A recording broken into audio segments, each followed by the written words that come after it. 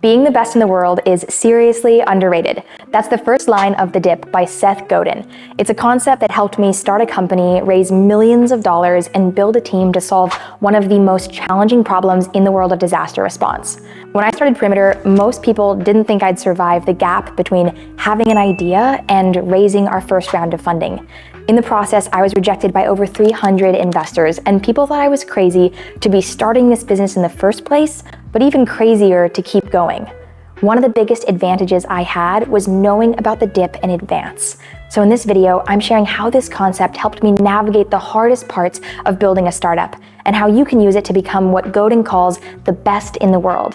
And if you're new here, hi, my name is Bailey. I went from being a college student with a wild idea to building a venture-backed startup and landing on Forbes 30 Under 30. On this channel, we talk about the startup journey and the secrets that help founders pursue their biggest goals without burning out. One of those secrets is understanding the dip. The dip is the long, hard slog between beginner's luck and real success. It's the point where things stop being exciting and start becoming very challenging. And this is where most people quit. Godin writes that the dip functions a lot like a filter, and that's the point. It's designed to weed people out in the process.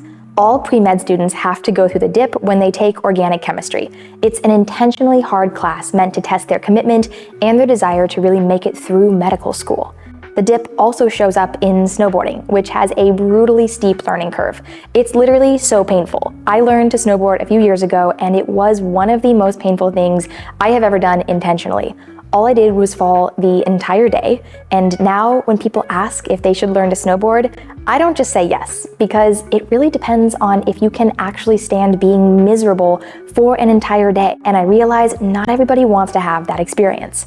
Some dips are designed, others just exist naturally. And becoming great at anything, whether that's fundraising, engineering, sales, writing, or building trust in a new industry, there's getting through the dip. These things are hard, which creates scarcity. That scarcity is what drives the value of those skills.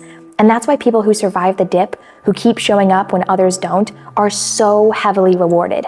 Not because they got lucky, but because they kept going when most people stopped. In the case of the dip, difficulty acts like a moat, or a barrier to entry that makes it hard for another person or company to compete with you. The dip isn't there to keep you out entirely. It's there to keep out the people who aren't committed. This is why Godin believes the dip is the high achiever's best friend. If it weren't for the dip and the scarcity that comes with it, there wouldn't be any unique value for the people who make it through. For me, the first real dip happened during fundraising. I spent an entire year getting rejected by over 300 investors, but something that helped me carry on was my obsession with the problem that we're solving at Perimeter. Our mission is to ensure that every person has the information they need to make decisions during disasters. And since my family and I have been evacuated from 5 different wildfires without knowing what to do or where to go, I wasn't willing to give up on creating a solution. The other thing that helped was knowing that I would hit a dip in the first place. I knew that things would be really hard from the very beginning. And every single rejection reminded me of that. But to me, the resistance I experienced didn't mean I was on the wrong path. It meant I was getting closer to something that really mattered. One of the most important lessons in the dip and in my own journey is that you don't just survive the dip by pushing harder. You survive by focusing on the right things. In the early days, founders wear a ton of hats. We take on nearly every job at the company. But one of the most critical skills we have to learn early on is which hats to eventually hand off. And this is where the dip comes in. As entrepreneurs, we always have to do things we don't love. But over time, we need to spend more and more energy on the things that we can become exceptional at. Seth Godin argues that we shouldn't push through the dip if we only end up being mediocre on the other side.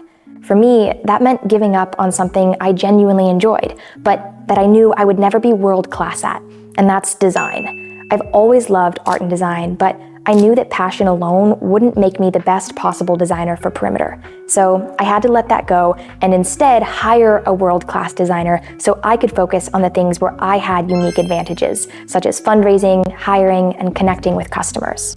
Godin emphasizes over and over that strategic quitting isn't failure. It's how you earn the right to stick with what matters. Something most people don't mention about the startup journey is that it's not just hard at the beginning, and thus the dip is not a one-time thing. It's a challenge that comes up again and again and again with different flavors and obstacles. My guess is that startups hit a new dip every year or maybe even every 3 months. And there's always a new challenge, a constraint, and a potential new identity shift. But almost every time, the dip contains the thing that unlocks your next level, if you're willing to work through it. For me, I've learned that each dip is not simply a problem to solve, but an invitation to evolve. So, if you're in the dip right now, that's not a sign that you're doing something wrong. It means that you're doing something right. But if you've gotten to the point of total exhaustion, the best advice I've gotten is to simply take a break, even just for a single day. Not a binge the latest ACOTAR kind of break, an actual break where you take care of your basic needs that often get overlooked when we're building companies. That means sleep, good food, time outside, ideally in the sun, and quality time with people that we care about. My mom taught me a framework called HALT. If you're hungry, angry, lonely, or tired, do not make a decision. Take care of yourself first. Once you're grounded again, then you can ask, is this dip worth pushing through to become truly great at something? Or is the thing on the other side not worth the effort being put into it? And that brings us back to what Godin writes about making it through the dip. The people who stick through the dip don't just survive. He says they become the best in the world at what they do. When Godin talks about being the best in the world, he doesn't mean best on the planet. He means the best in your world. And your world might be your industry, your community, or your niche. If you run a Pilates studio, your world might be a 5-mile radius around your studio. You're not competing with every Pilates studio on earth. You're competing to be the most trusted, valued Pilates studio in your market. And when you are, you don't just attract more customers, you attract the right ones. The ones who are loyal, invested, and looking for the best. So if you know this work matters, and you know you've got what it takes, then the good news is, experiencing the dip means you are on the right path. And if you're in the dip right now, just know it is not a dead end. It is a decision point. And if you want a simple tool that's helped me stay focused and get through these moments without burning out, check out my latest video on the one thing right here. It's the framework I use to cut through the chaos and make real progress, even when things feel really hard, which admittedly is most of the time. So I'd love to know, are you in the dip right now? And if so, how do you know if it's worth leaning in?